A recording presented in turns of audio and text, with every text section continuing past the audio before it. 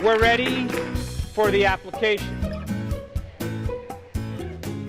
So, I am going to play some music, and we are going to do an open focus meditation. And I am going to ask you to become aware of the space between your eyes in space. And I want you to sense the space between your eyes in space. Now, did you hear me say visualize at all today? Never used that word, right? So, can you put your awareness in your left heel? Yes? Can you put your awareness in the hole in your left ear? Can you put your awareness under your chin? That's all I want you to do. That's it. And if you find your mind wandering to other stuff, simply become aware and return back to the present moment and just sense that space. You got it? So reason this with me. If you're sensing and you're feeling, you're not thinking, are you? Right? So if you're sensing, then you slow down your thinking analytical mind. You understand that, yes? If you open your focus, the brain will get very organized. That's exactly what we want to have happen. We want you to move into alpha, but not only just alpha, coherent, organized alpha. You got that, yes? So now some of you will be going like this.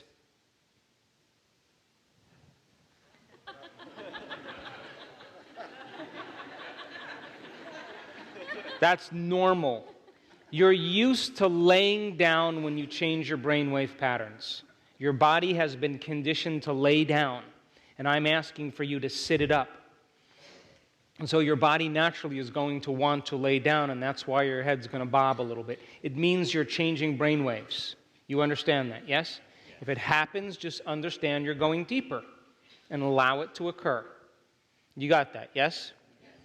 So, if you're noticing that you're getting impatient and you're frustrated, what brainwave pattern are you going in? You're moving away from the operating system of the subconscious, yes? And if you're analyzing what's going to happen next, or you start anticipating, you start thinking about your body, your environment, and time, you move back into conscious awareness beta patterns, yes? Simply become aware of it and return back and follow the instructions. You got that, yes? Now, some people say to me, Dr. Joe,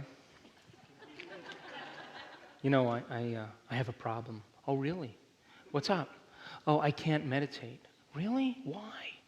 Well, I fall asleep. And I always say, where are you meditating? In bed. What does the law of association say about bed? What does the law of repetition say about it? You go there every night. So if the law of association and law of repetition creates a neurological network, and a neural network is an automatic program, don't you know the moment you get in bed, you're going to want to sleep? Yes? Get out of bed. Find a place that represents a sacred place that means change. I have a place that I go to and my energy is there. I love being in that place. It's my place of transformation. It's the place where I create from.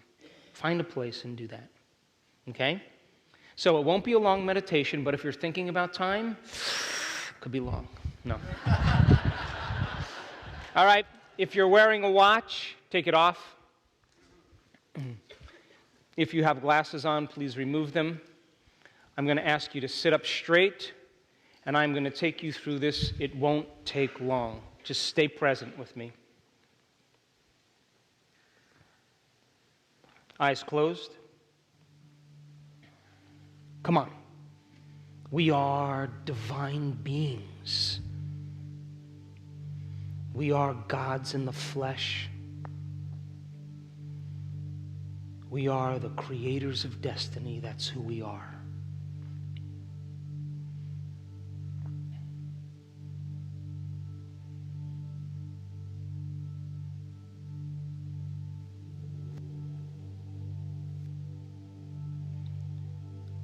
Now, can you become aware of the space between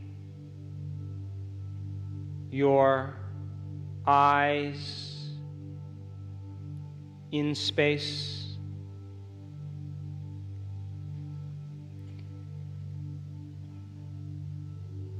And can you sense the volume of space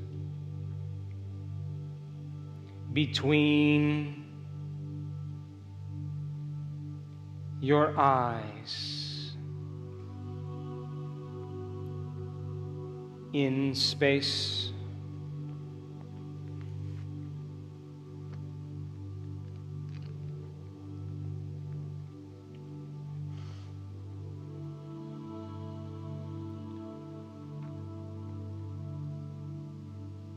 And now,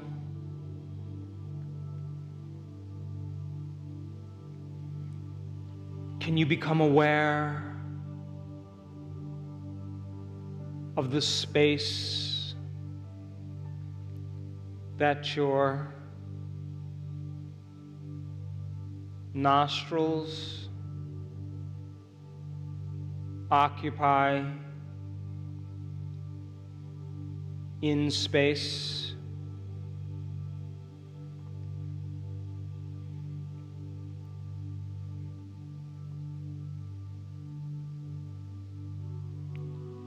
And can you sense the volume of space that the inside of your nose occupies in space?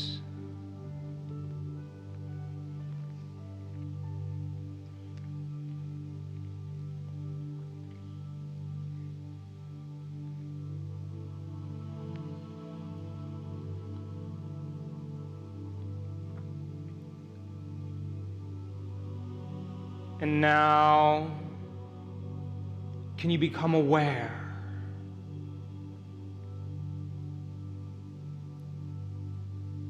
of the space between your ears in space?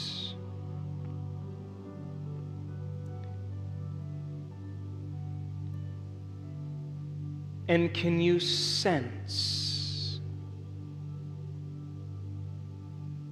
the volume of space between your ears in space?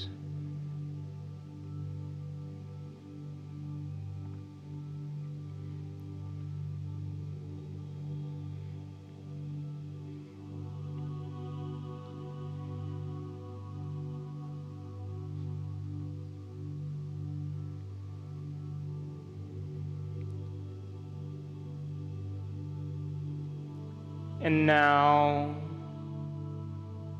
can you sense the energy of space around your ears in space?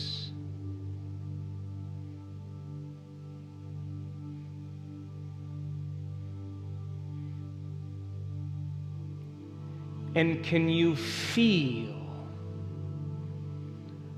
the volume of space beyond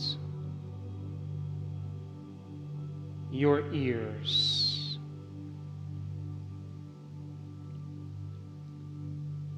in space?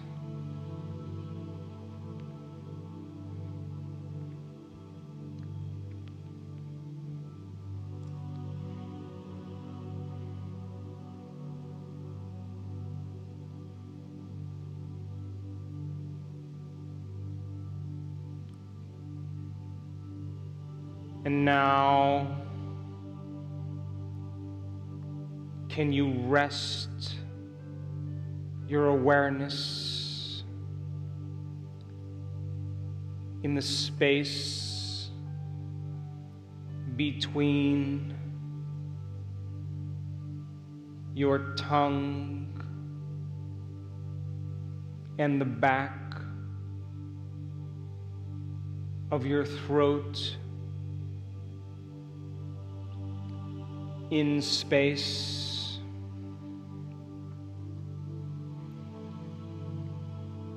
And can you feel the volume of space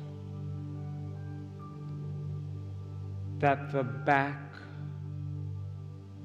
of your throat occupies in space?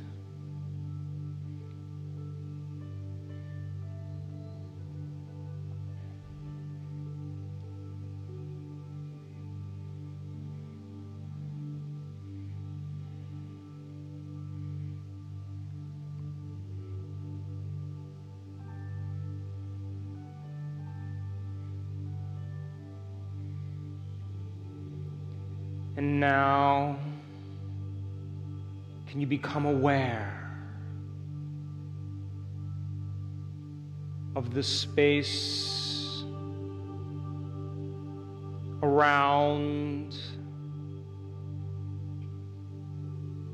your neck, in space? And can you feel the energy of space beyond your neck?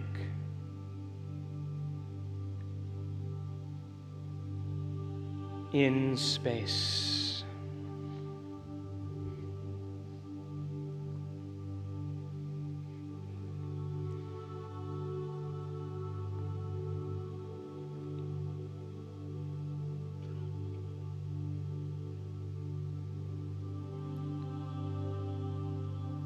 And now, can you rest your awareness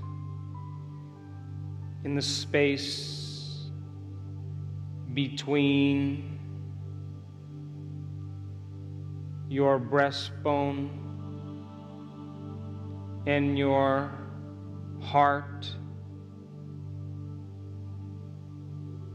in space?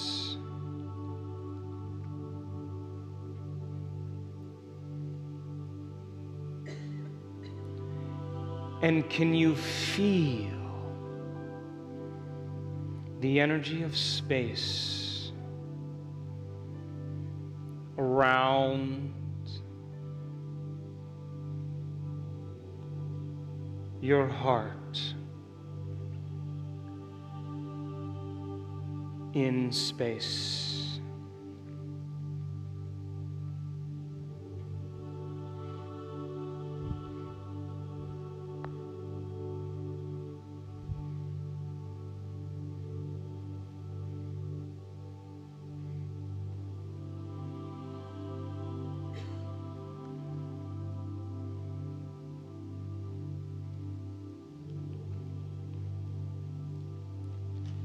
And now, can you sense the space beyond your spine, in space?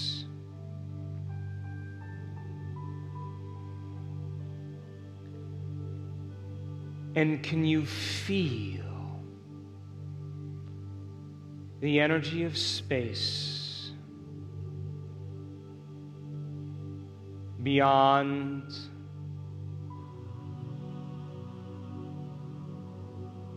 your spine,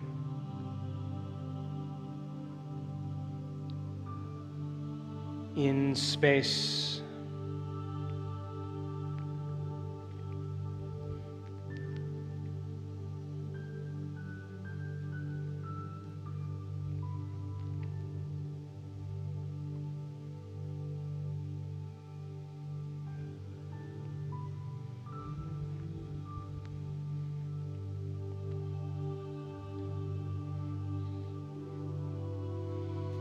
And now, can you sense the space beyond your shoulders, in space?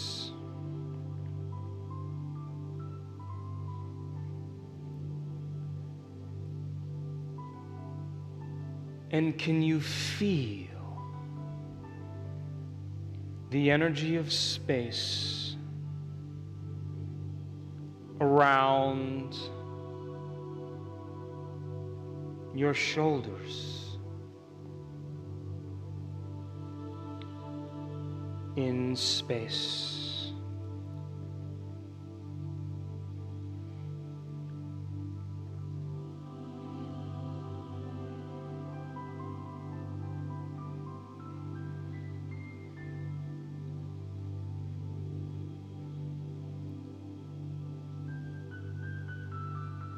And now,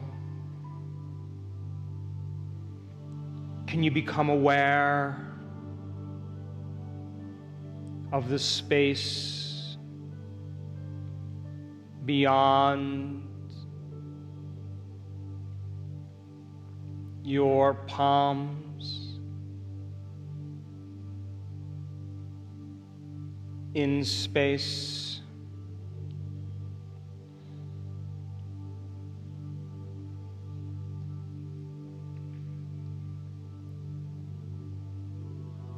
And can you feel the energy of space around your hands, in space?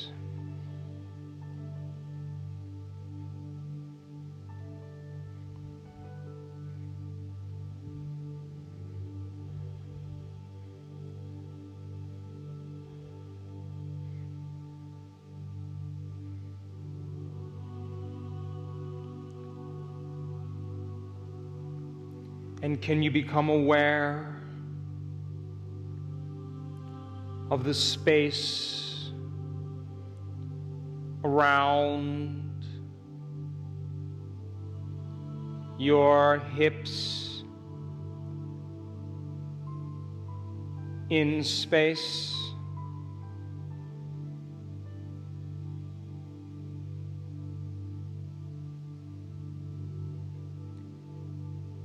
And can you feel the volume of space beyond your hips,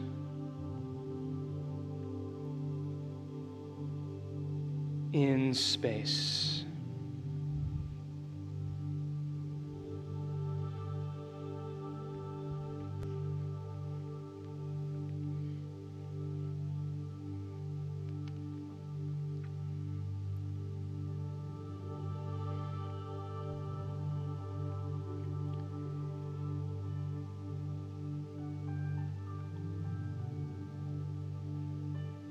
And can you become aware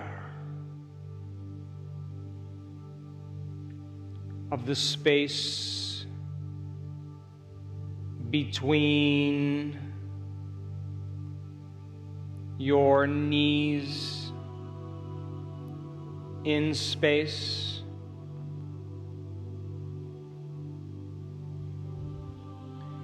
And can you sense the volume of space between your knees,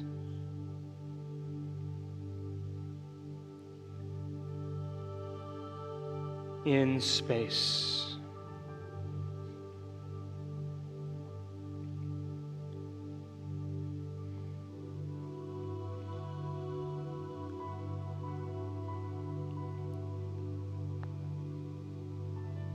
And now,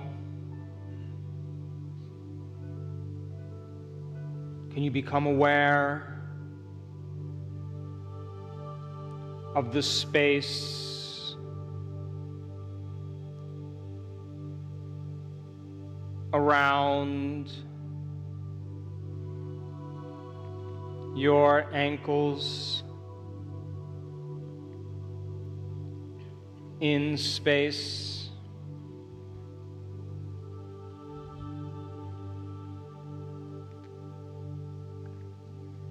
And can you feel the energy of space beyond your ankles, in space?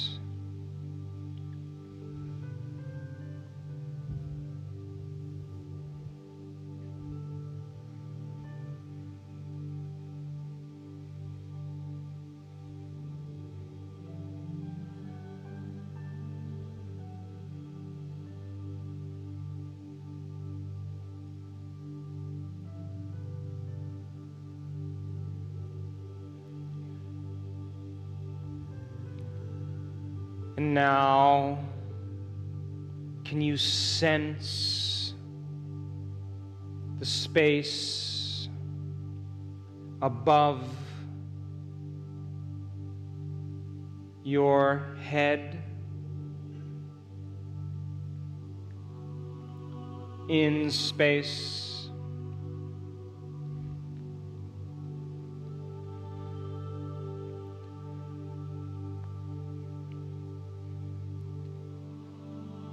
And can you feel the volume of space above your head?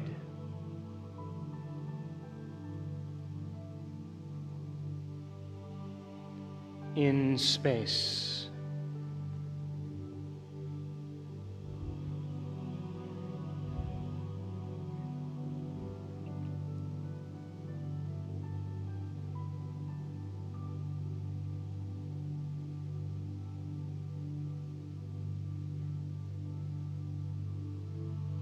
And now, can you sense the space that this entire room occupies, in space?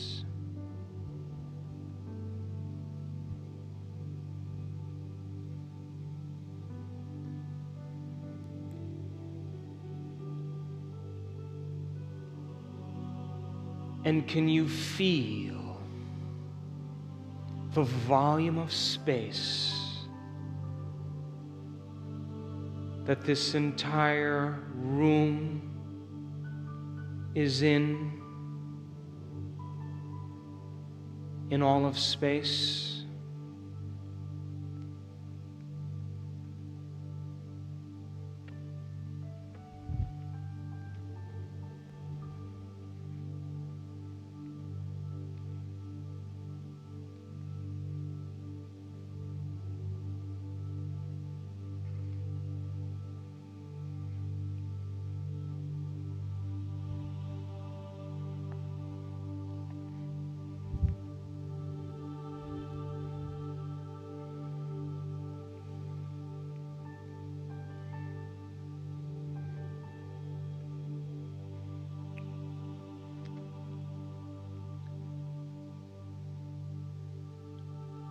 Now, bring your awareness back to your body, back to this environment, and back to this time. And when you're ready, you can open your eyes.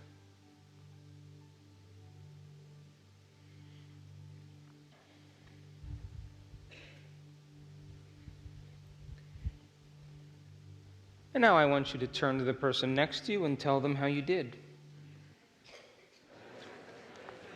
How many people in this audience lost track of time and space?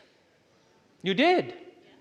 How many people here noticed that their body started to get a little impatient, got a little frustrated, started to think and analyze, and the moment you noticed it, you settled it back down into the present moment? How many people did that?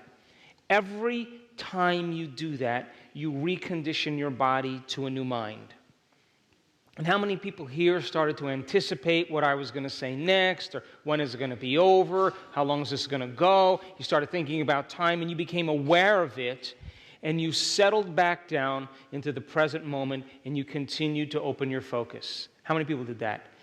Every time you do that, you are mastering your body in some way, and you are freeing your body from the emotional addiction, because you are rider on the horse, and you are telling your body that you are now the mind. How many people understand? And so we start our meditations with an open focus, because we know now that when we do it, you're automatically moving into the operating system of the subconscious, where the programs automatically exist. And if you are going to change your life by thought alone, you're going to change your body by thought alone, to create some future time by thought alone, then you have to become a thought alone. How many people understand? So now I want you to take out a piece of paper, and I want you to, at the top of that paper, decide what emotion you may want to unmemorize that's become part of your identity, that no longer belongs to your future. Now, it could be fear, it could be unworthiness, it could be insecurity, it could be anger, it could be judgment, it could be self-judgment.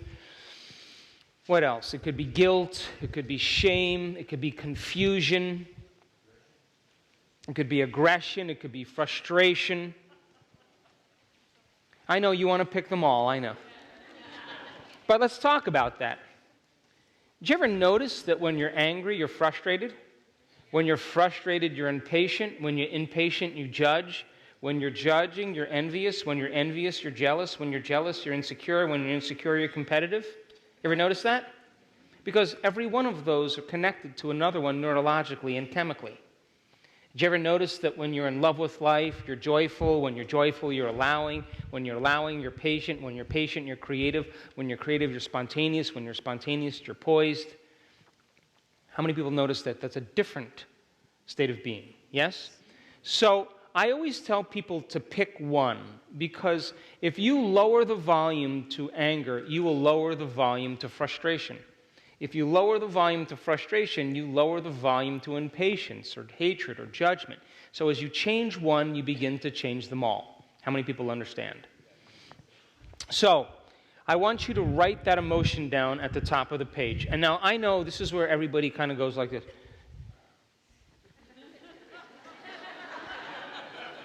Look, they're all the same, yes? They're all survival emotions, right?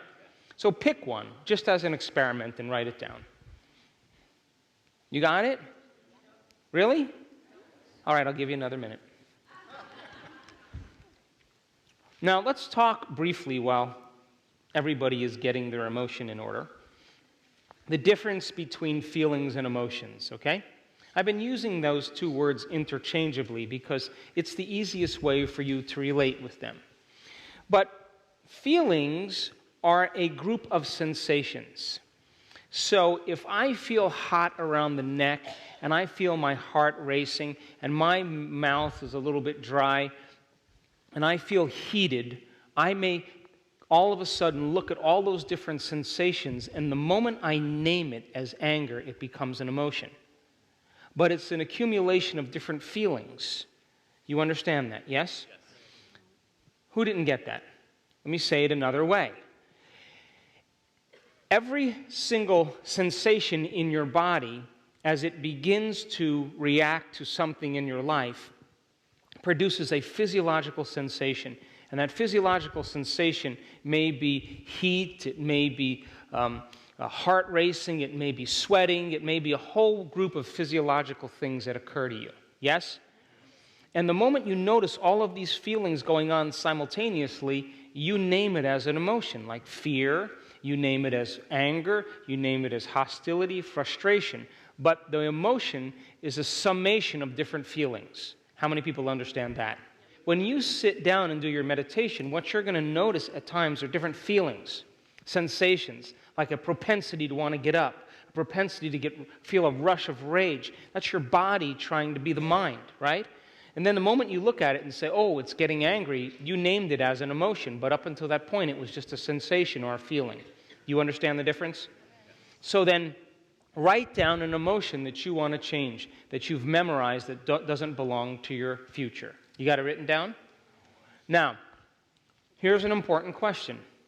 How do you think when you feel that way? What are the thoughts that you fired and wired in your brain that are equal to that emotion that you believe is true? Because you only accept, believe, and surrender to those thoughts without analysis because they're equal to the emotion that you're experiencing. So you auto-suggest those thoughts equal to how you're feeling, and those thoughts slip by your awareness because you accept them to be the truth because they're equal to the emotion. You with me? Come on, you guys, come on.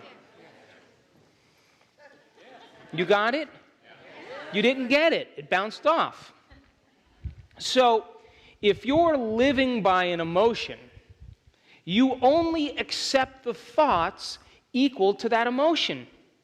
If you're feeling fear, then you are going to accept, believe, and surrender to those thoughts without analyzing them as if they were true, because those thoughts are being driven by that feeling. And that feeling is going to reinforce that thought. And that auto-suggestion is going to slip by your conscious mind and plant itself in the autonomic nervous system. So then the antithesis of that is you will not accept, believe, and surrender to any thoughts that aren't equal to the emotion that you're experiencing. How many people understand that? So then you would have to agree then, though, if you were to change your state of being and begin to change your emotional state, then you would auto-suggest and believe and accept and surrender to those thoughts equal to how you are feeling. Inspired, gratitude, appreciation, and love with life, that you would accept those thoughts equal to how you are feeling. You with me now? Yes. So then, write down a few thoughts that you think when you feel that way. You know, if you're impatient, you may have a thought like there's never enough time, or nobody gets me, or people take too long to get things done. What is the thought that you think when you feel that way? Because that thought begins to create the same feeling that drives the same thought. And you got to become conscious of your unconscious thoughts. How many people understand? So list at least 2 thoughts. If you're brave, you can list 3. Now, these are old circuits that you fired and wired in your brain that become a hardwired program, and now you're going to begin to observe those thoughts and begin to become conscious of them so you never go unconscious again. That thought won't slip by your awareness because you're conscious of it now. How many people are with me? So now, I want you to draw a line or underscore it, and then I want you to write down how you act or how you behave when you feel that way. What do you say? If you're suffering, do you complain? Do you blame? Do you make excuses? Do you feel sorry for yourself? Do you judge other people? What do you do? What do you say when you feel that way? Become conscious of your unconscious self so that you can retire it and leave it behind. Because as you observe it now and you become conscious of it, you are going into the operating system where it exists subconsciously and bringing it to your awareness so it never goes by unnoticed by you again. You with me? So list at least 2 or 3 behaviors.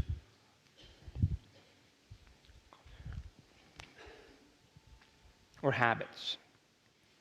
And now, I want you to list at least 2 other emotions that come out of that emotion. In other words, if you're impatient, and if that's what you're changing, Do you get frustrated and do you get judgmental when you're impatient? If you're angry, do you get hostile? And pick two emotions that come out of that emotion, and I just want you to become conscious of those unconscious states of mind and body. You got it? Yes. Now, if I said to you, could you remember this list if I asked you to remember it? Could you remember it? Yes? Good. Now turn the page over or flip your pad. And now, what are the thoughts that you do want to fire and wire in your brain? That you want to put your attention behind? For example, if you were impatient, maybe a new thought would be, I live in no time and I accomplish everything. I like that a lot better. Or how about the universe works in my favor? What are the thoughts? Possibility always finds me. The unknown is part of my normal life. The unexpected always occurs.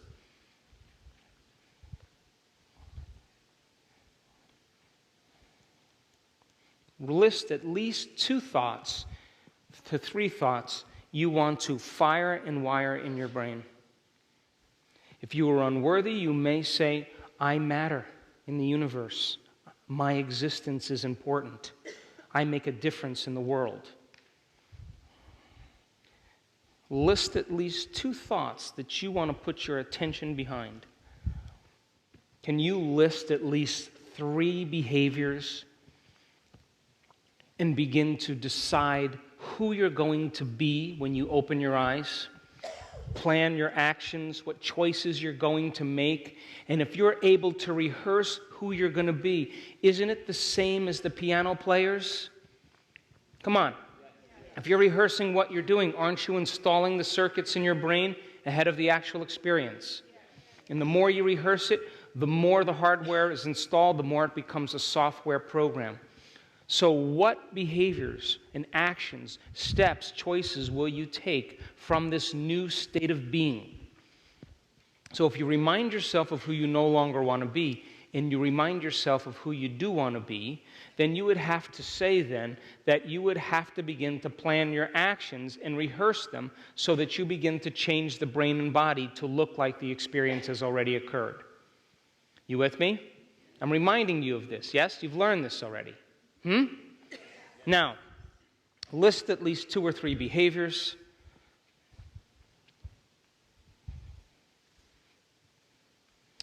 And a lot of times, I find myself, when I create my behaviors, is about a presence, an energy, who I'm being. And then, what emotions do you want to live by? In other words, can you teach your body emotionally what it feels like to be abundant, to have all your needs met? Can you teach your body emotionally what it feels like to be a genius and have an unlimited mind? If there is an experience out there, then there's an emotion that goes along with it. So then can you give your body a taste, a sampling of the future?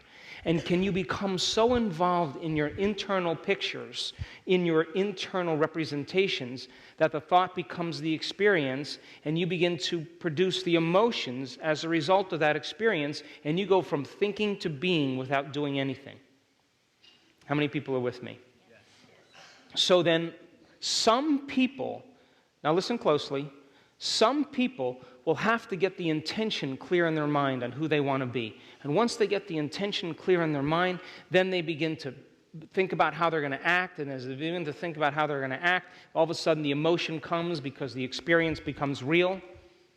Other people have to move into the experience of the feeling first.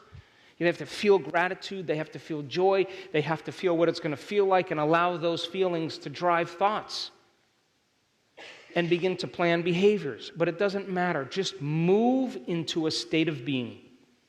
And when you move into a state of being, you are changing your energy and you're broadcasting a whole new electromagnetic signature.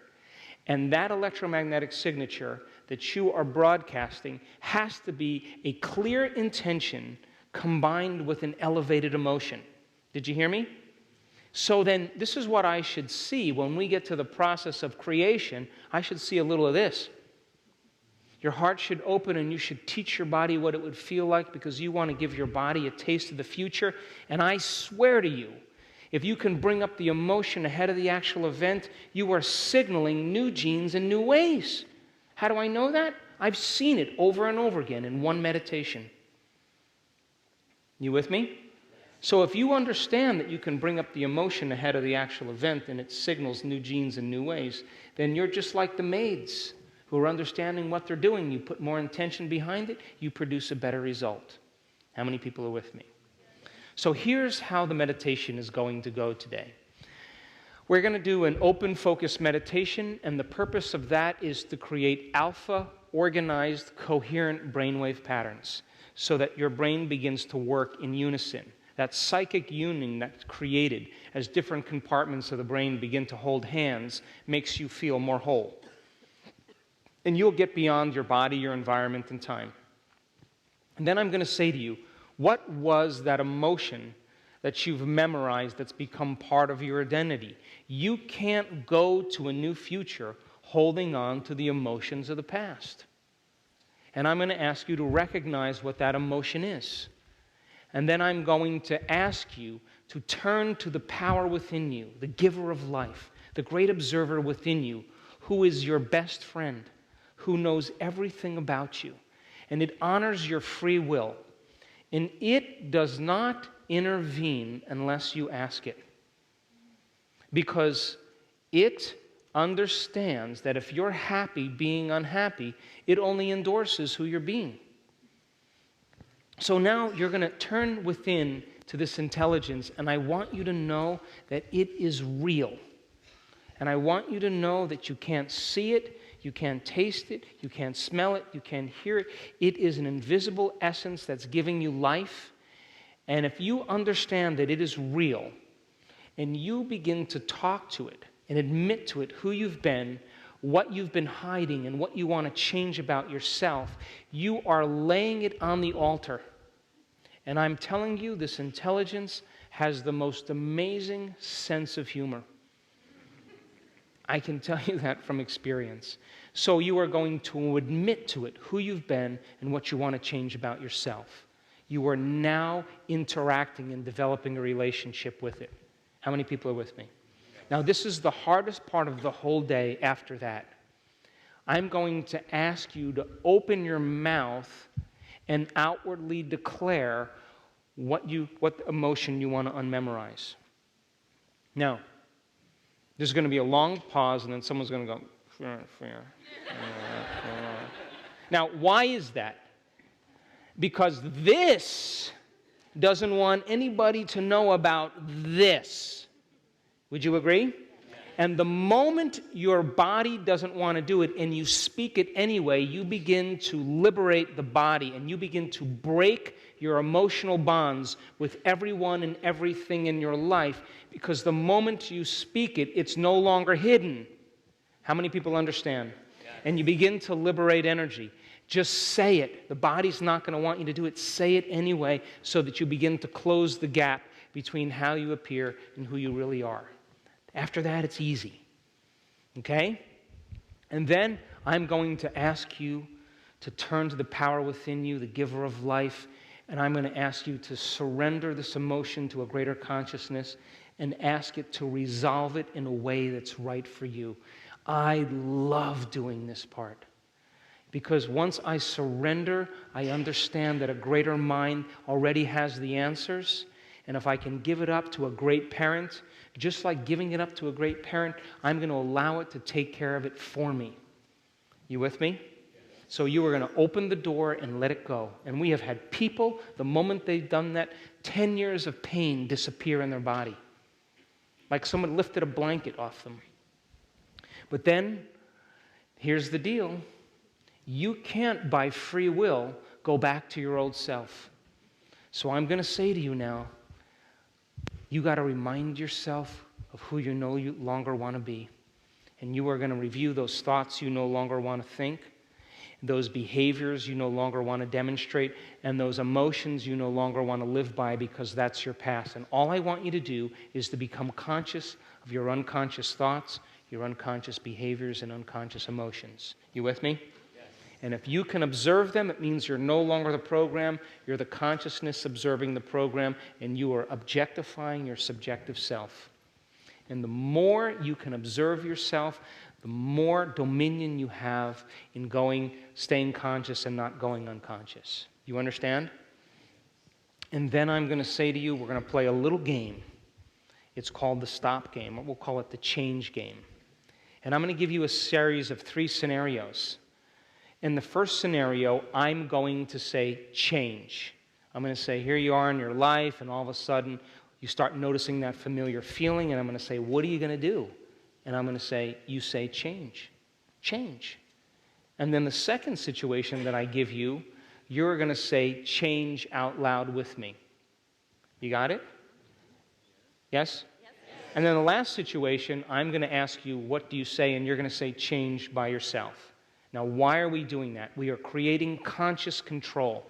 And I can't tell you how many people have told us that they're in the midst of doing something and all of a sudden they hear, change!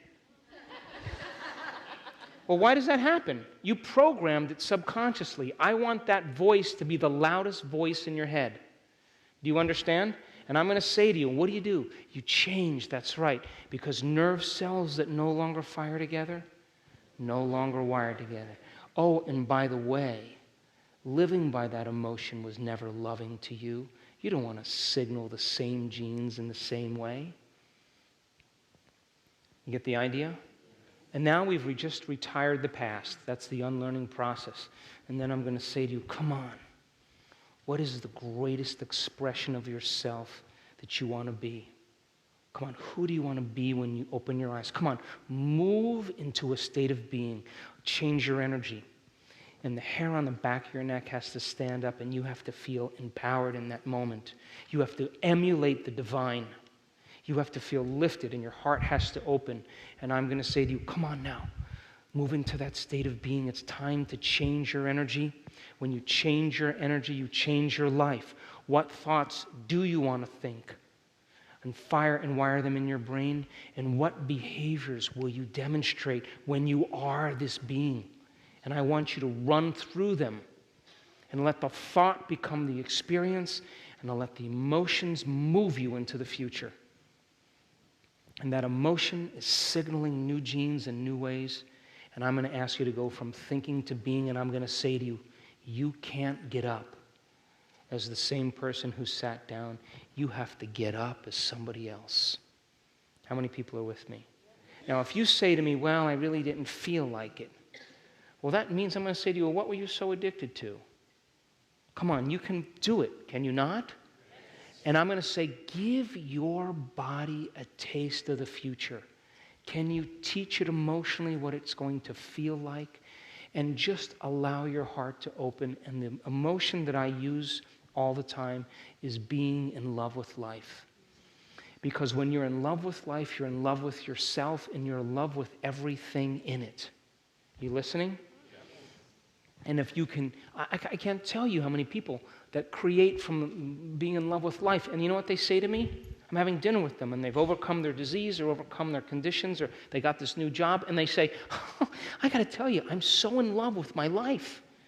I'm like, of course, you created from that state of being. And then I'm going to ask you to surrender it and let it go. And then just like the piano players, you're going to rehearse it and bring it up again. Why? Nerve cells that fire together, wire together. And you have to be able to bring it up on command at any moment. And you are going to move into that state of being and change your energy a second time. You got it? And you're going to get big. And you're going to broadcast a signal into the field. And that broadcast is, this is my future. And when I see your energy change, I'm going to say to you, now it's time to command matter. It's time to command the destiny. And if you are more energy and less matter, you are more wave and less particle, and you've surrendered that emotion, you have available energy. And now that available energy is for you to use to observe a new future. And I'm going to say, what do you want? Come on, a new state of being is a new personality, and a new personality creates a new personal reality. And all I want you to do is, if it's freedom, it's a pair of wings. You just see it and you say to the observer, take a look at that. That's my future. Empower my creation. What's next? If it's opportunity, it's a door. What do you want? If it's a new relationship, it's a big heart. I don't know, I'm making this up. If it's gold coins, whatever it is, I just want you to see it and command it. Not hoping, not wishing, observing it. And that is your future. And you are causing infinite waves of possibility to collapse into new patterns of information called a quantum event or experience in your life. And I can tell you that people have done it in a matter of moments. A lady in Houston, Texas, in an event in that beautiful Unity Church there, was sitting in the front row with her son. And her husband was wrongfully accused of a crime in South America. And he was in jail for over 5 years. And the 14-year-old son and her moved into a new state of being. And when it came time to command matter, they just saw that prison cell open. They didn't figure out how it was going to happen. They just saw the end result. They observed the destiny. And I was putting my computer away at the end of the event and signing books, and they were standing off to the side, waiting for me. And now I've seen people, adults, emote. I'm used to that. But when I see a 14-year-old kid with his shirt soaked from crying, he's got my attention. And when I was finishing the event, she was sitting right here. She got up and ran out of the room right after the meditation, right after we finished the meditation. And she came up to me and she said, my husband was wrongfully accused of a crime. We're Germans, and we were living in South America, and he was in prison for 5 years, and my son hadn't seen him, and we just saw the prison cell open. And she said, I finished my meditation, and the phone rang, and it was my husband, and he called me up, and he said, I don't know what just happened. They just walked over, they opened the prison cell and told me to leave.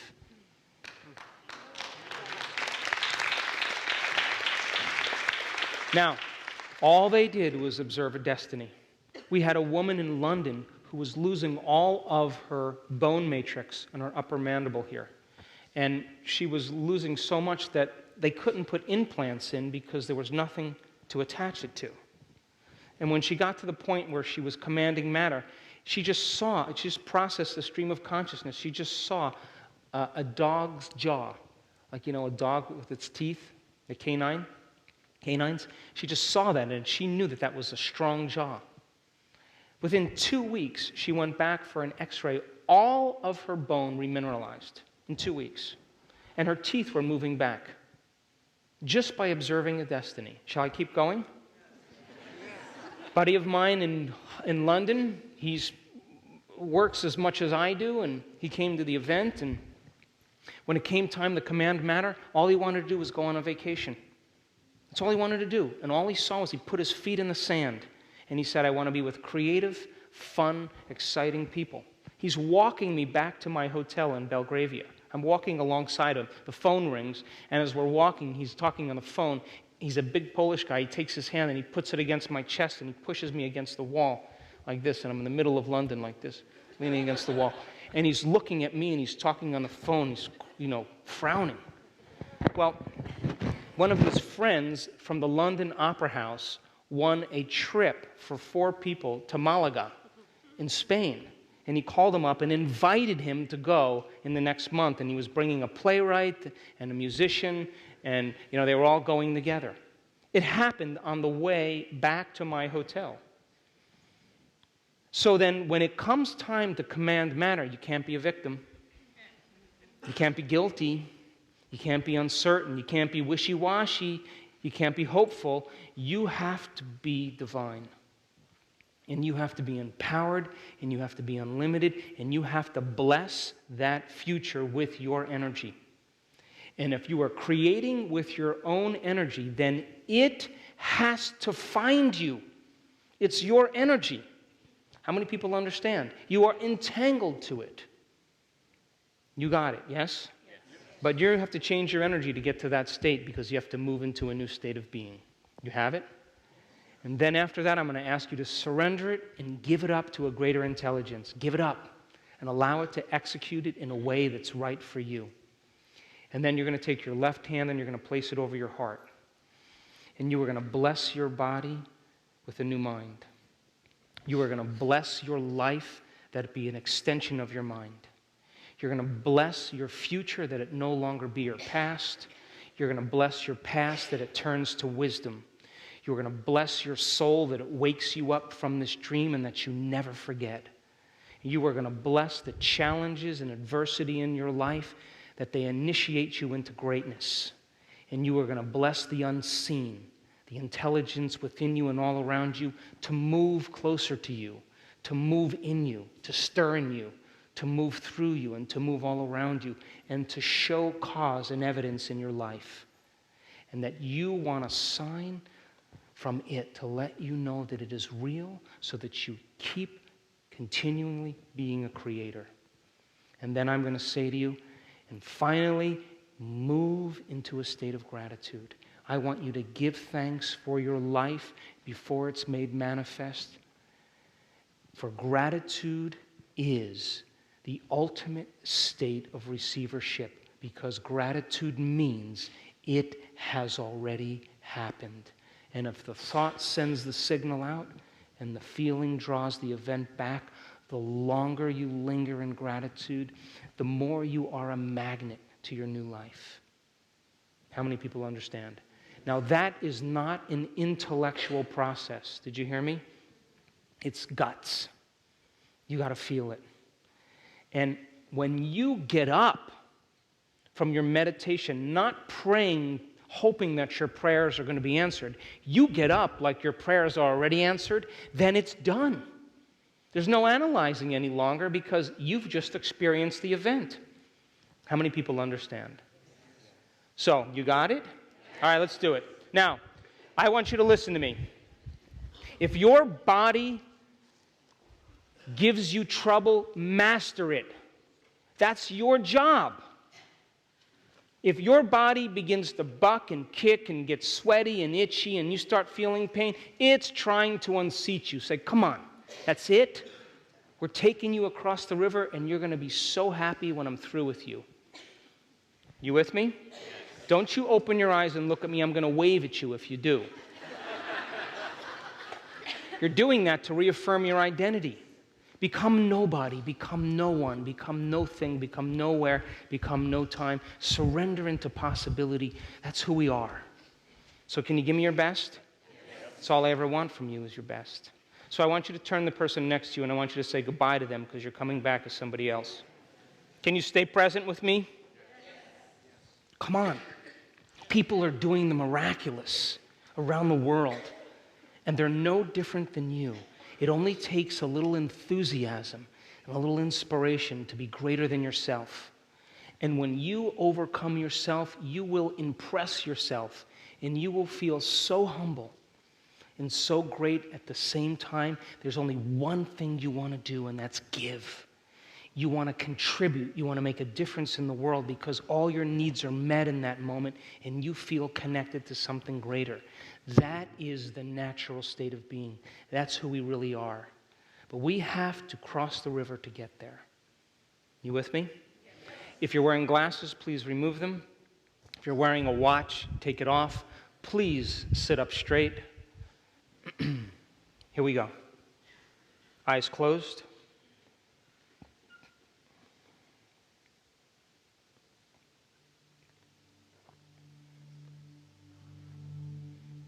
Come on.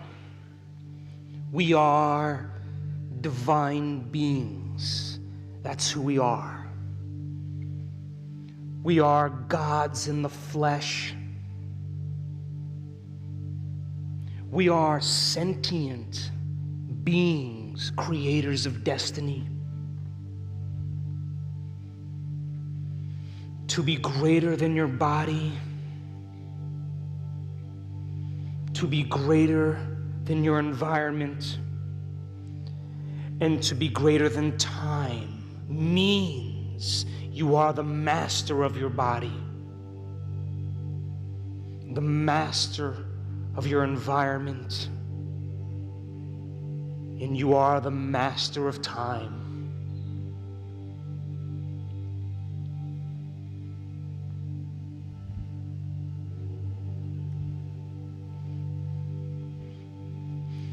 Be inspired by your own greatness. It's in you.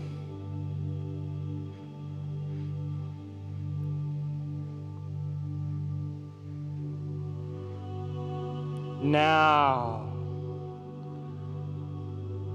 can you become aware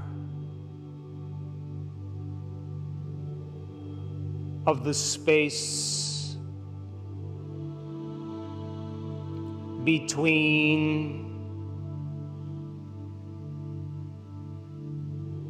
your temples in space?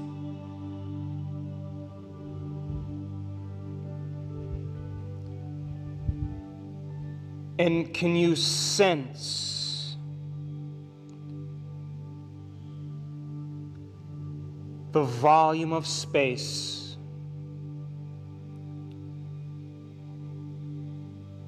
between your temples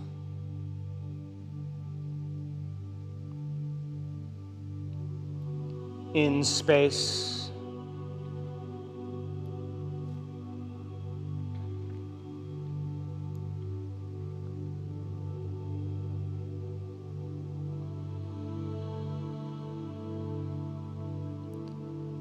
And now,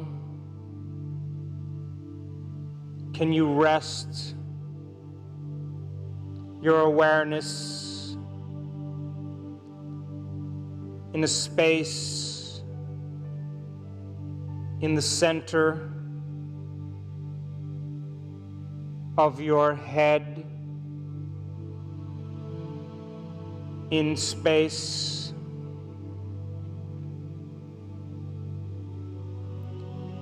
And can you feel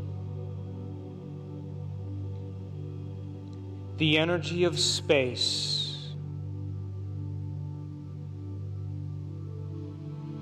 in the center of your head, in space?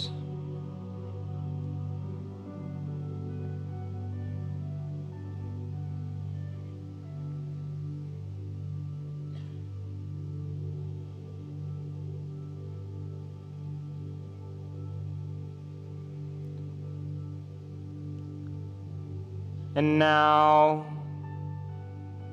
can you become aware of the space under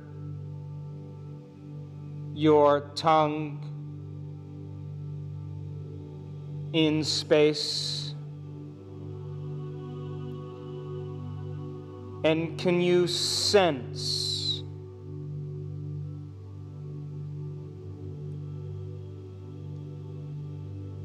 the volume of space beneath your tongue?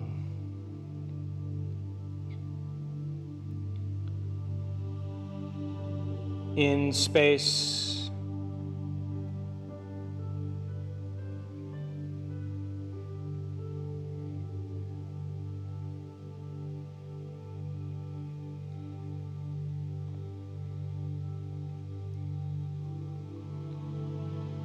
And now,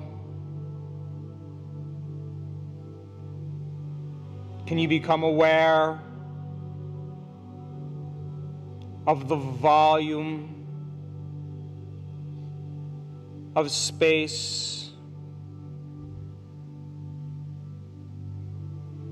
that your entire head occupies in space?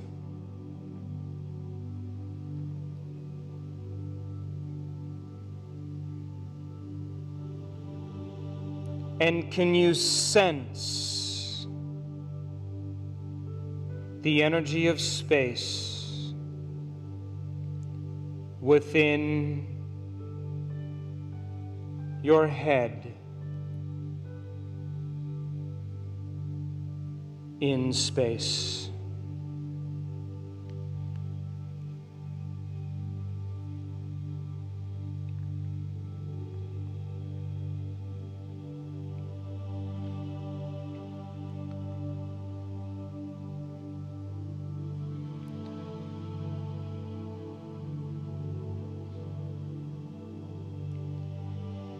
And now, can you become aware of the space around your head in space?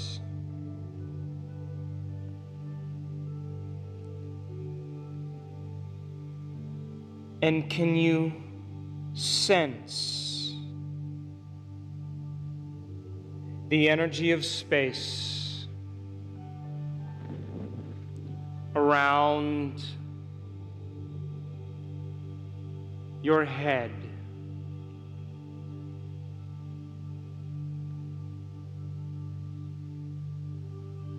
In space.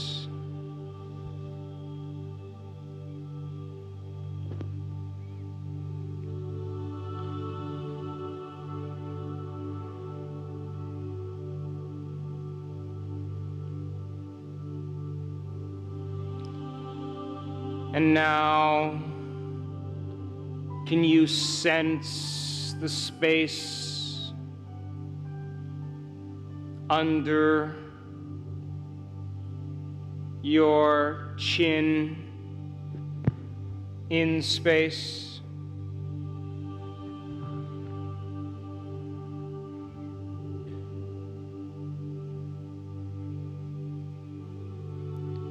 And can you feel the energy of space around your throat in space?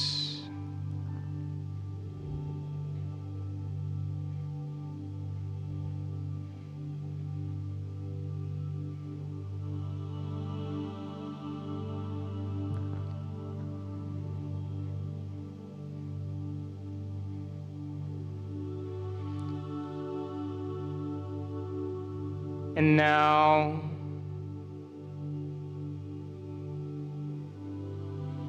can you sense the space beyond your back in space?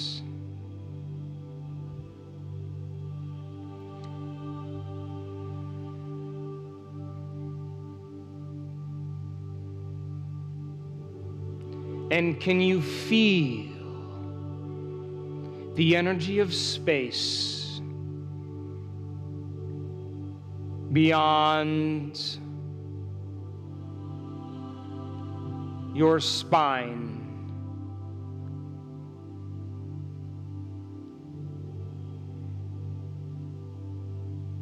In space.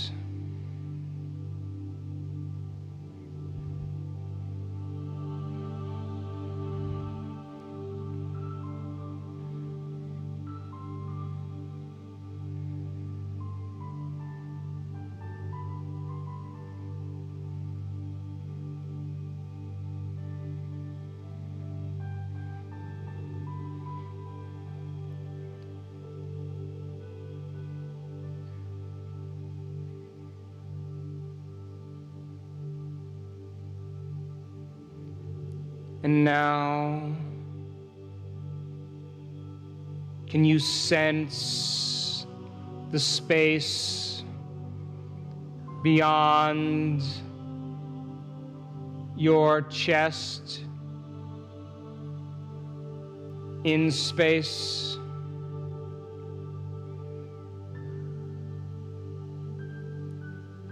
And can you feel the energy of space around your chest, in space?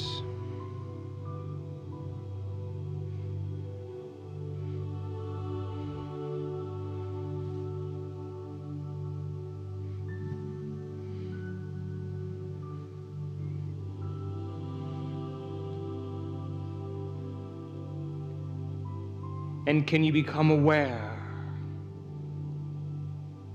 of the space between your thighs, in space,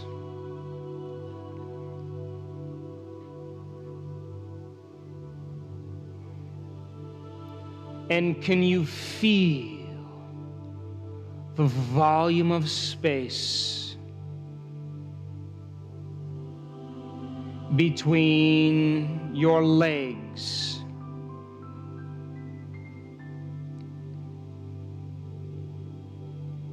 in space?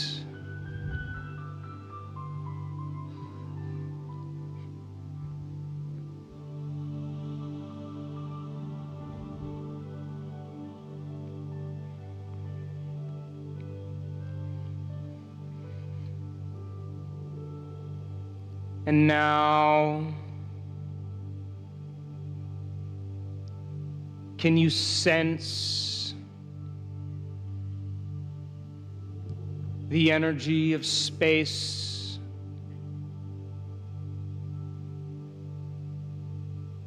beyond your legs, in space?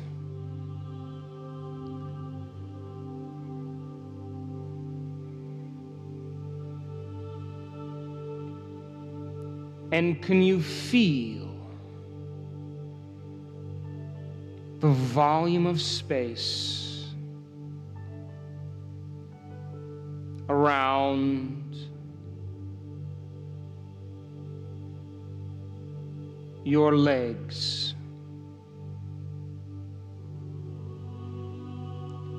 in space?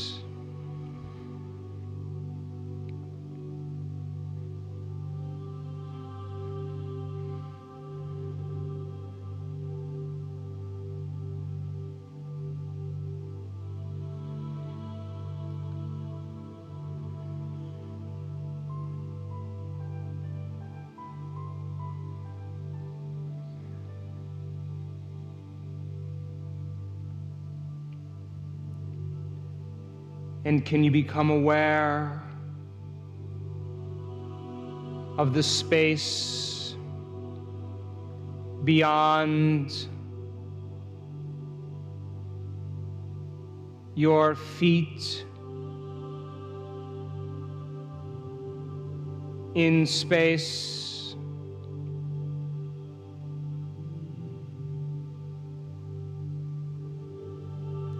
And can you sense the energy of space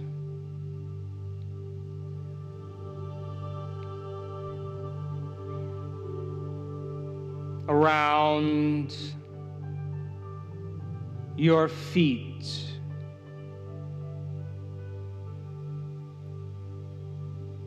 in space?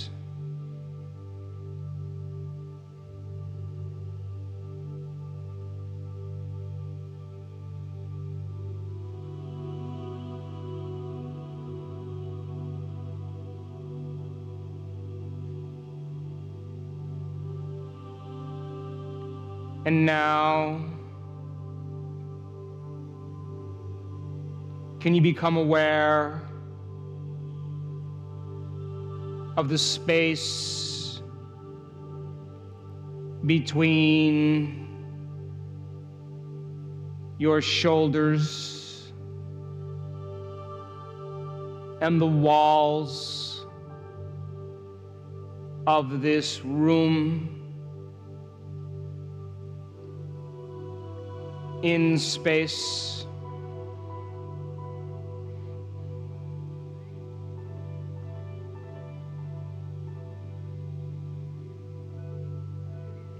And can you sense the width of space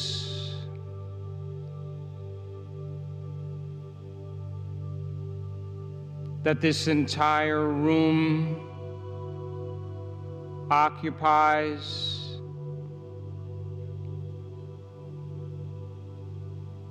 In space.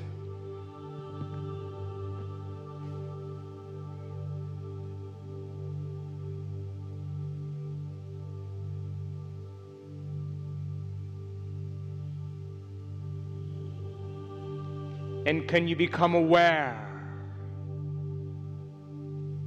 of the space beyond this room in space?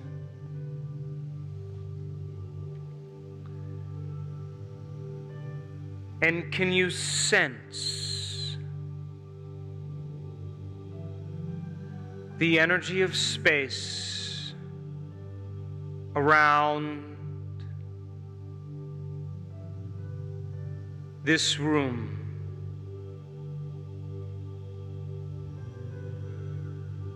In space.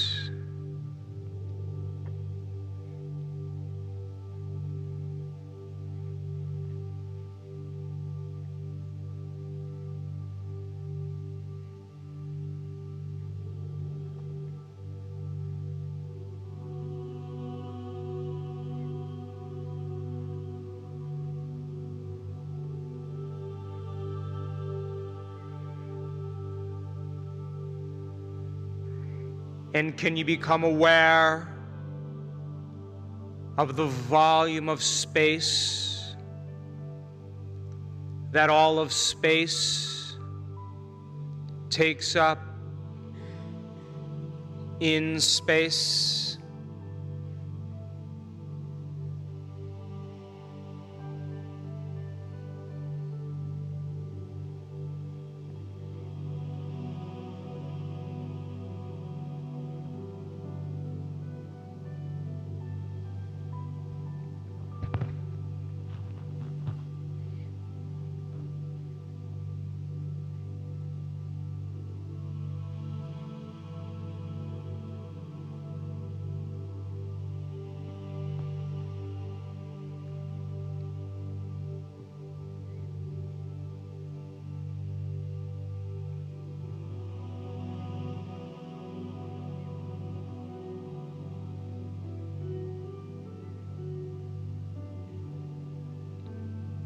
Now, what was that emotion you wanted to unmemorize that keeps you connected to your past? You can't create a new future holding on to the emotions of the past.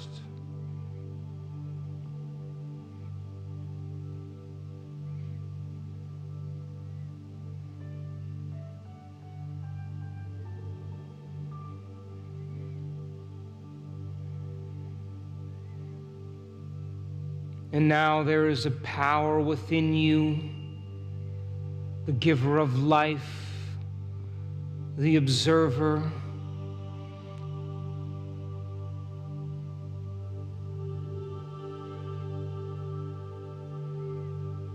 that loves you so much.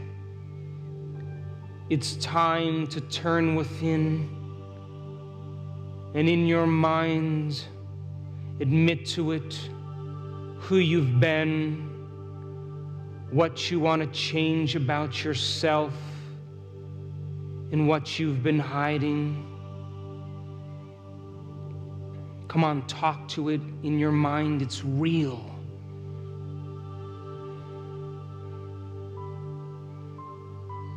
develop a relationship with a greater consciousness.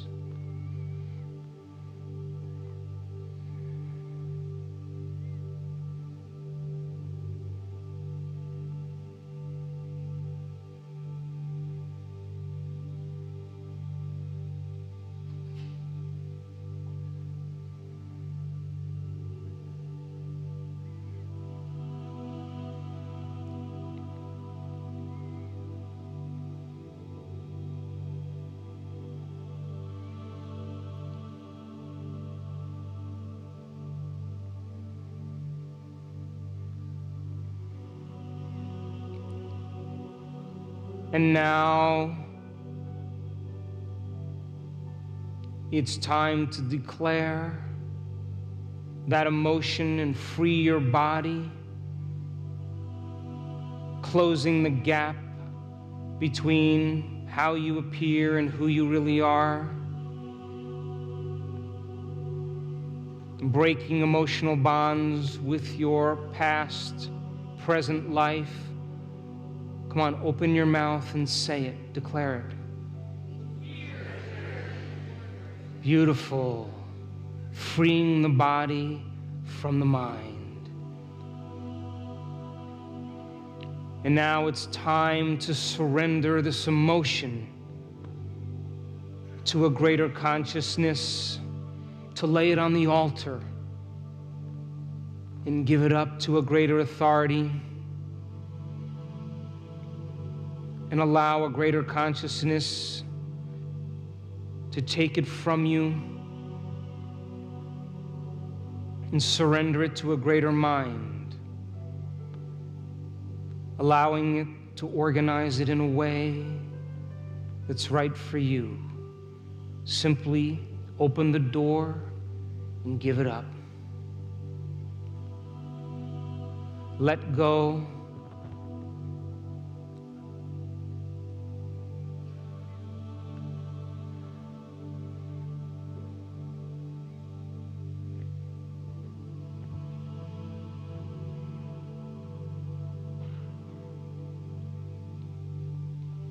Surrender that part of yourself to a greater mind.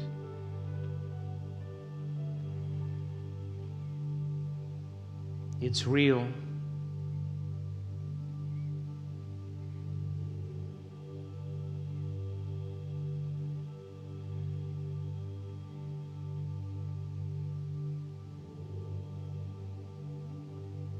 And now it honors free will. So before we create a new future, it's time to become conscious of those unconscious thoughts so that you may never go unconscious again.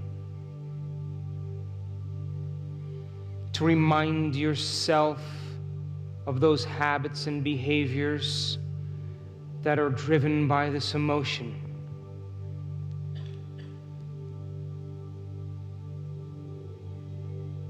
And to observe the other emotions that are derived from this emotion. Simply become conscious of your unconscious self and remind yourself of who you no longer want to be.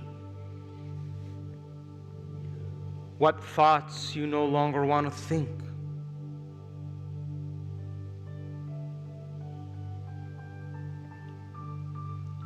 What choices and behaviors you no longer will make.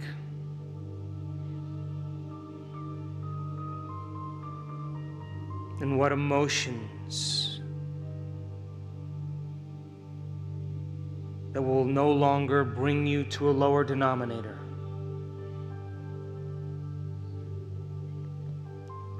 Simply observe the old self.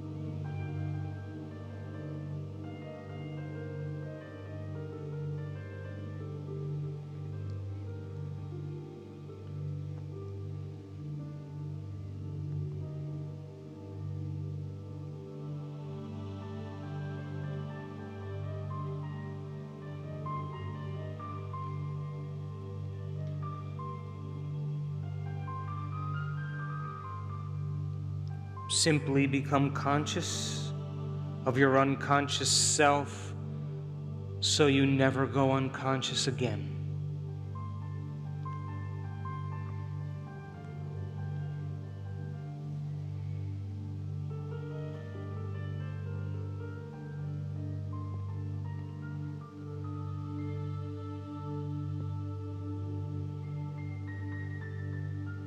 And now it's time to play the change game. First situation, I say change. Second situation, you say change with me. And in the last scenario, you say change by yourself.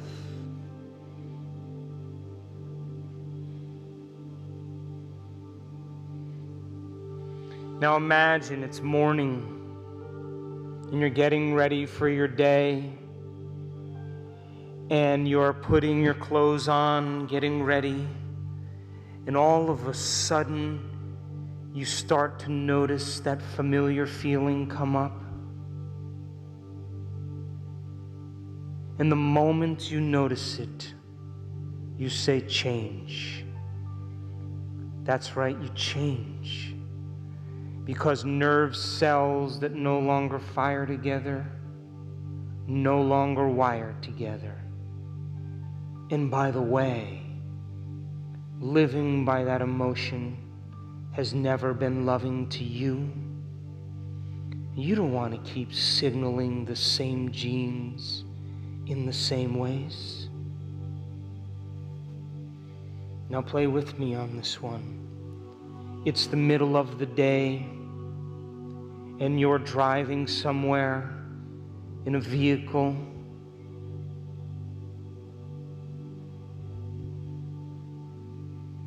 And as you're driving along, all of a sudden you start to sense that familiar feeling come up. And the moment you sense it, what do you say? Change. That's right, you change. Because the rewards of being healthy and happy are so much more important than living by this emotion. And now you play by yourself on this one. It's evening now, and you're getting ready for bed. And as you're pulling the covers down to get in bed, you start to sense that familiar feeling come up, and what do you say? Change. You change, that's right. Because nerve cells that no longer fire together, no longer wire together. And you don't want to keep signaling the same gene in the same way. And living by that emotion has never been loving to you.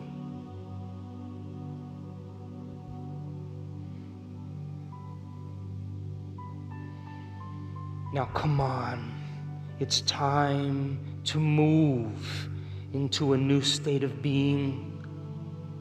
Come on, who do you want to be when you open your eyes?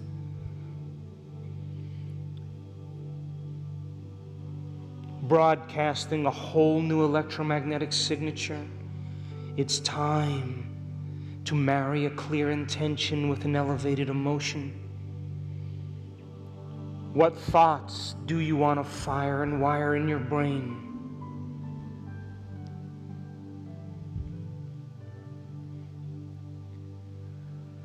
What behaviors will you demonstrate in your new life? How will you act? What choices will you make? How will you breathe? How will you move? How will you walk?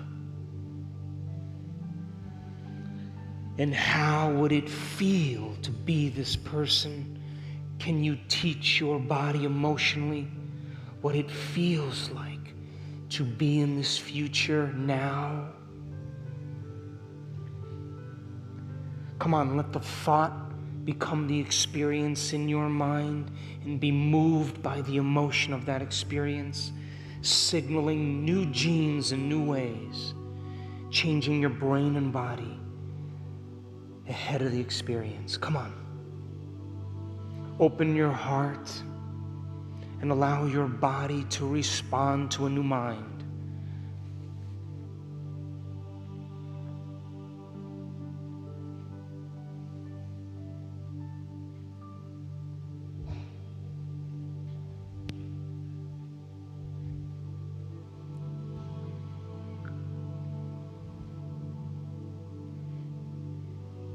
Come on, feel with me. You can't get up as the same person who sat down.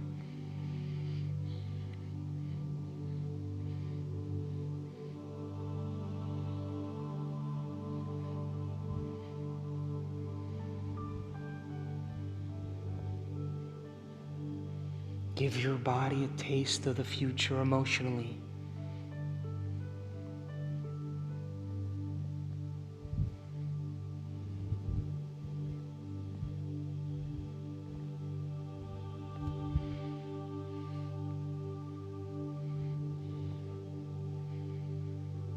Come on, live that future. What choices will you make?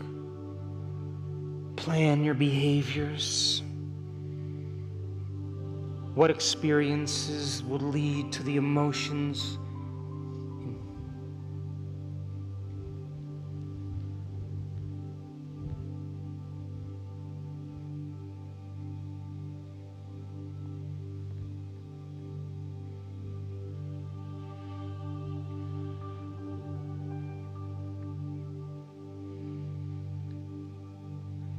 Beautiful, and for a moment now, surrender your creation to a greater mind.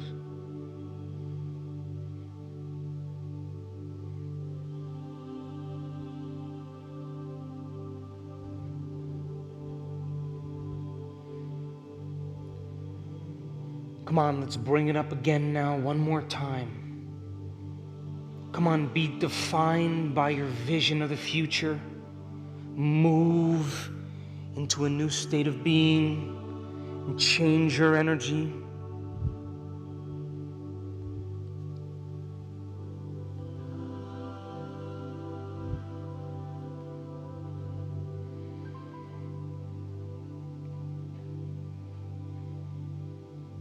Come on, open your heart and fall in love with a new life.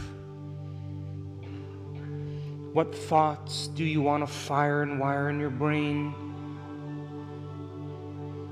How will you act? Rehearse who you're going to be when you open your eyes. What will you do? How will you live?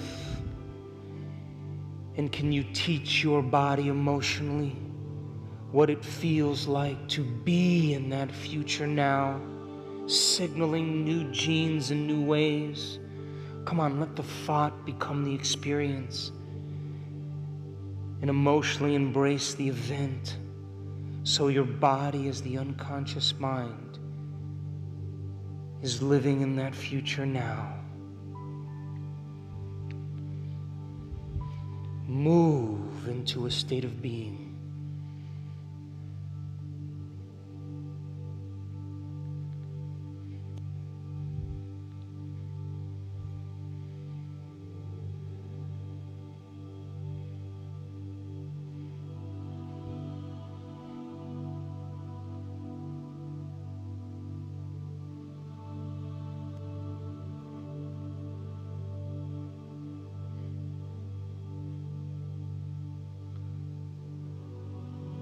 Now a new state of being is a new personality, and a new personality creates a new personal reality from this elevated state of mind and body.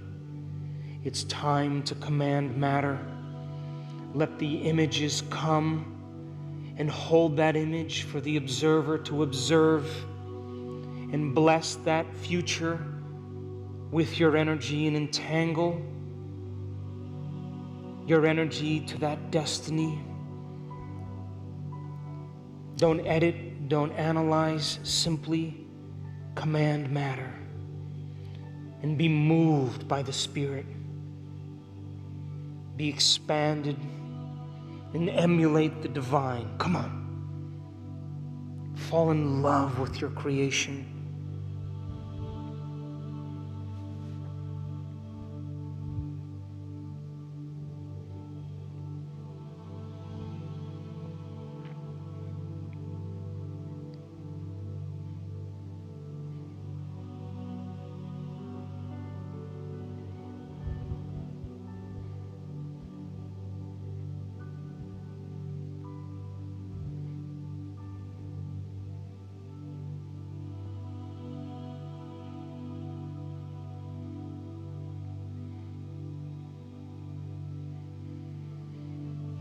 You, as the quantum observer, are collapsing infinite fields of energy into an event called an experience in your life. But you have to be more energy and less matter to do it.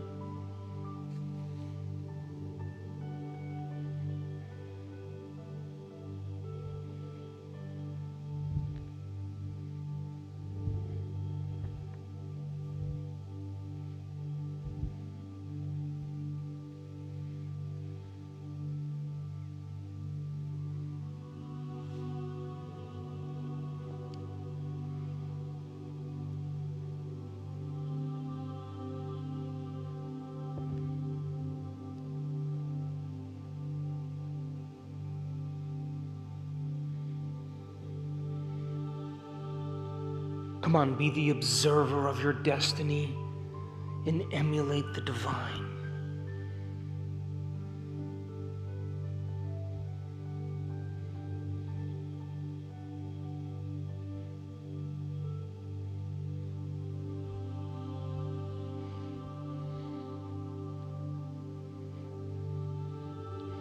Beautiful.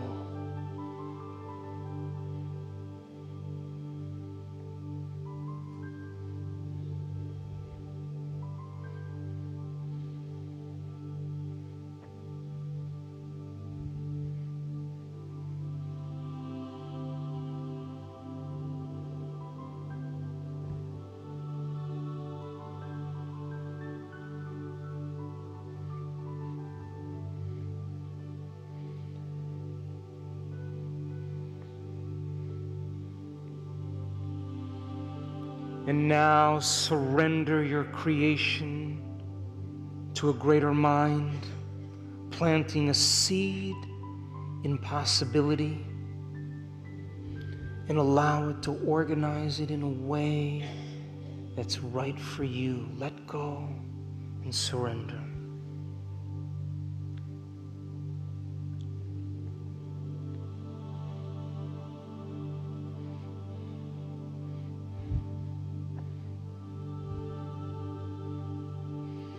To emulate the divine is to be divine. To emulate the Creator is to be creative.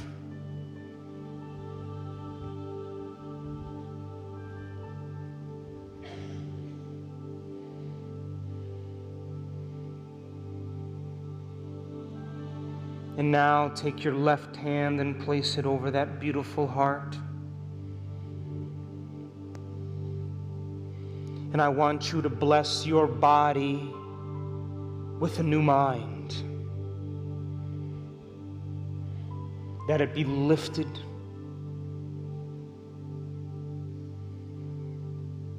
To bless your life, that it be an extension of your mind.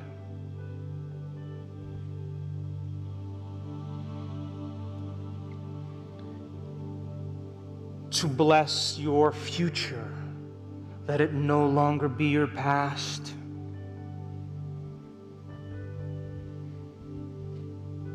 To bless your past, that it turn to wisdom.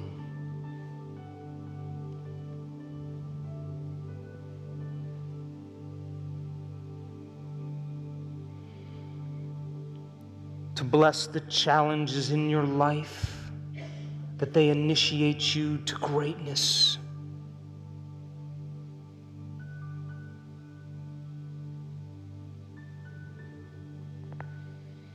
To bless your soul, that it wake you up from this dream.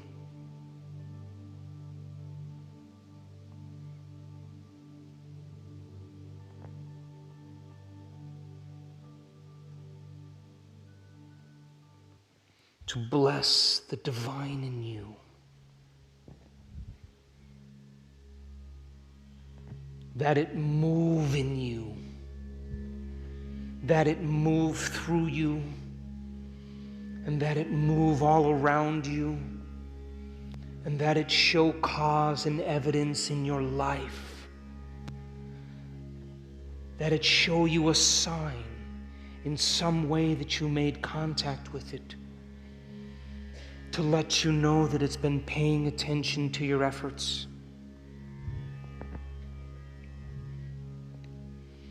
And that it bring it in a way that you least expect. That it surprise you and leave no doubt that it's come from this mind.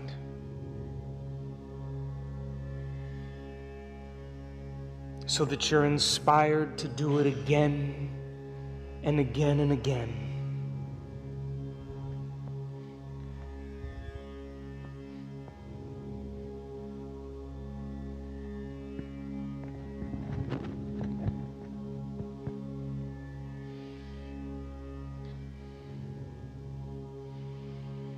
Now, if the thought sends the signal out and the feeling draws the event back, I want you to move into a state of gratitude.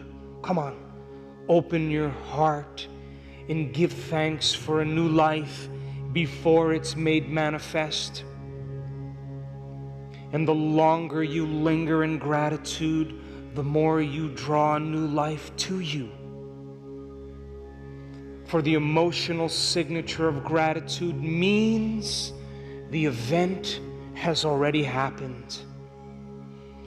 Gratitude is the ultimate state of receivership. Come on, feel.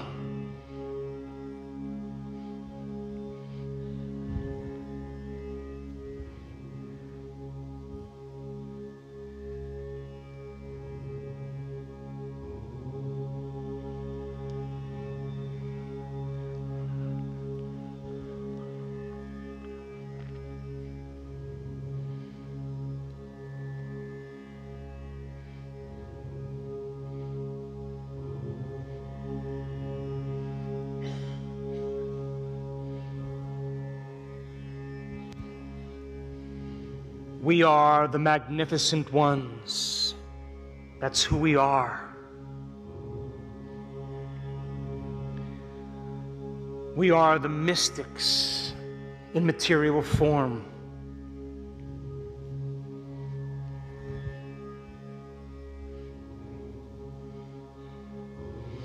We are the creators of destiny. That's who we are.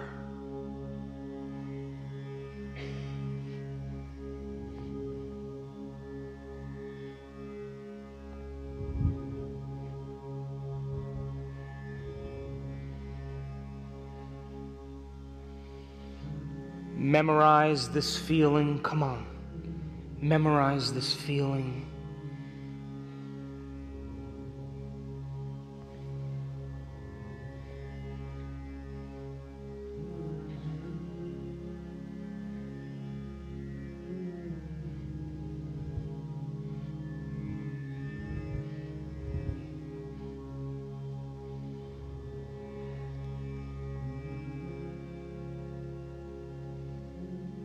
Beautiful. And now bring your awareness back to a new body, to a new environment, and to a whole new time.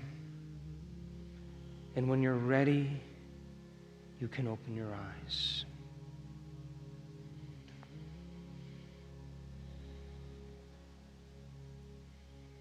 Now I want you to find someone and embrace them and smear that wonderful energy all over them.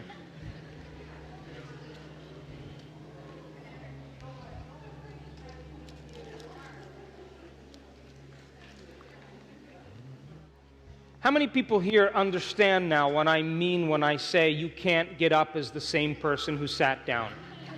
You understand that, yes?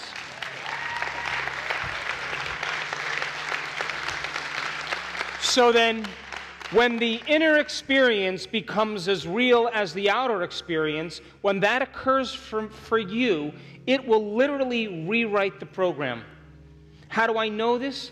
Because when we saw people in our advanced workshops finally get out of the way and a greater intelligence began to consume them, the energy from the body went into their brain.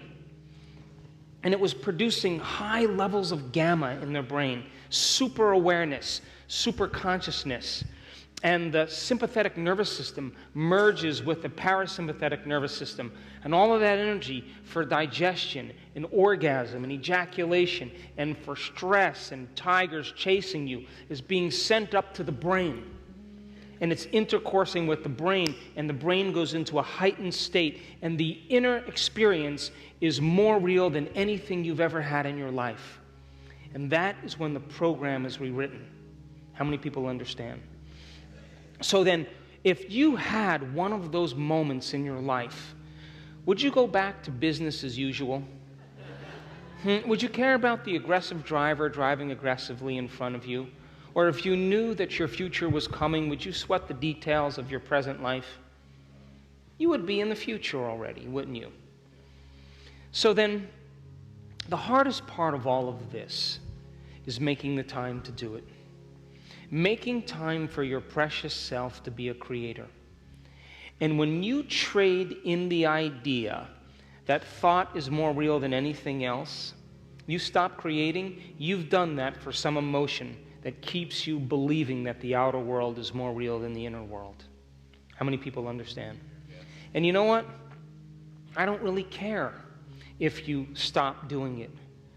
What I care about is if you start again. To me, that's greatness. Is that you get back on and you start over again. And that unworthiness or guilt or shame or all those emotions, you either have a choice to manage your energy properly, because where you place your attention is where you place your energy. And if you're putting your attention on those emotions, and those emotions are a record of the past, then you're putting your energy in the past. But the people who understand this and are putting their energy into the future every single day, and they get beyond their analytical mind, and they can get present with the divine. You know, that divine is a consciousness. It is an awareness.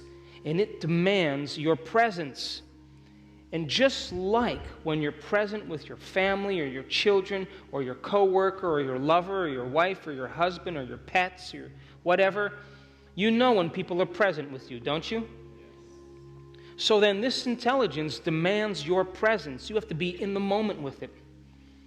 You can't be thinking about everything else because it's saying, what do you want? I can't tell what you want. You're all over the place. But when you're present with it and you make time to move into the present moment, don't you know the more you practice being present in your meditation, the more present you'll be in your life. It becomes a habit, a skill, just like anything else. And all of a sudden, all the things that you were obsessing about, you know, the worst case scenario in the future, you're no longer thinking about because you've overcome it in your meditation. How many people understand? But this intensive workshop is the foundation for you to understand the language. And when I get lost in my life, and I do, by the way, when I get lost in my life, I go back to the basics. And I remind myself who I no longer want to be, and I remind myself of who I do want to be. And I work until I start overcoming myself. And I know that I'm overcoming myself because I get pretty light. And I stop analyzing so much. And I've had the miraculous happen to me many times. And I can tell you the only common thing when the miraculous has found me was I was absolutely silly. I was kind of light and playful and celebrating life, and I wasn't thinking, and boom, it just happened. because that's the exact state of acceptance. I'm celebrating life, and of course, life celebrates me. So then, the moment you start analyzing and thinking about when it's going to happen or where it's going to happen, you just return back to the old self. So then, to get up from your meditation and maintain a modified state of mind and body your entire day is called greatness. And when you're able to do that, you're emulating Nelson Mandela. You're emulating Joan of Arc. You're emulating Queen Elizabeth I. You're emulating Martin Luther King or Gandhi. You're being greater than the conditions in your life. And when you do that, as I said last night, you give people permission to do the same. And when you show up in a whole different state of being, people are going to want to know what you know. And I always tell our advancing groups, you know when you're changing? You stop talking about it. You're too busy being it. You're too busy being that change. And so the way you change the world then is you change yourself. Would you agree? You begin with yourself. And if you keep overcoming those things about yourself, and I'm overcoming the things about myself, all of a sudden we have that principle of emergence. You know, all those birds, fish moving in the same direction? Because everybody's leading all at once. We're connected to a greater consciousness. And when you go from being selfish, driven by the hormones of stress, and overcoming yourself every day till you become something else, you will become selfless. And the joy that you feel as a result of that causes you to do only one thing, and that is to contribute, to give. You say, I feel so amazing. I want you to feel the way I feel. So here, take that. I don't need it. And all of a sudden, we start demonstrating the divine in all areas of our life. So I think that the greatest gift that you can give anybody is your attention. And I think that this audience this weekend, one day we were together, and we covered a lot of ground, and you were present, you participated, your attention spans were great, you gave it your best, and that is the kind of effort that it takes to create reality and to change. There's a link to the teleclass. It's the only way that I can answer questions. I deliver a concept or an idea that lasts for about 20 or 30 minutes, and then we open the lines. We have hundreds and hundreds of people from all over the world tune into the class. It's fun. The feedback that we get is really great. It's under $10 for the service. You get to keep the MP3 file of it. It's yours to listen to. Great questions, because it's no longer questions about arguing philosophical concepts. It's questions that's related to people in the river. They're in the river and they want to cross. And so the questions are very astute, and the audience is really, really keen to grow and to change. So it's the last Thursday of every month. It's 12 o'clock Pacific time, 2 o'clock Austin time. If you can't be on the call, they mail you the MP3 file anyway. So that's how I answer questions. I don't answer questions. I am hundreds of emails behind, never mind texts of people who say, hey, how you doing? This particular workshop we are recording, and this is the last time that I am doing an intensive workshop in my life, because I want to put my energy and my attention on the more advancing workshops. And so people can enter into the progressive workshop if they watch this online or they purchase it or do whatever. It's a way for me to economize my actions, and it's an introduction. And so they can practice the meditations, and they can get good at what they're doing and make it a skill. Now, in closing, I want to say that I never, ever, ever take this work lightly, that I work every day to be the living example of everything that I teach, and that I am always honored and privileged to have the opportunity to contribute to your life in some way. And I think that it is a great honor and a great opportunity to deliver information, and that the fact that you take a day out of your life or 2 days out of your life to be with me, I'm humbled by that you made that effort. And so if by chance the uncommon finds you, send me an email. Thanks for today.